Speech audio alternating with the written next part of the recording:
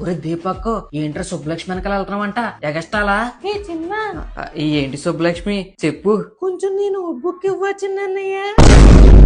అన్నయ్య నా notes pending, మీ దీపక్ అన్నయ్యని అడిగమ్మా. చిచ్చి దీపక్ అన్నయ్య ఏంటి చిరాగ్గాని? రే ధైర్యంగా చెప్పేరా, చెప్పే.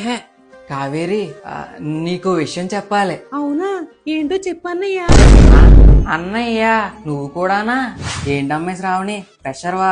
ఆఫీస్ లో అన్నయ్య తమ్ముడు సార్ మేడం అని పిలవకూడదు, నేమ్స్ తోనే పిలవాలి. చిన్నయ్య చిన్న హెల్ప్. నన్ను మాత్రం అన్నయ్య అని పిలవచ్చు, పర్లేదు.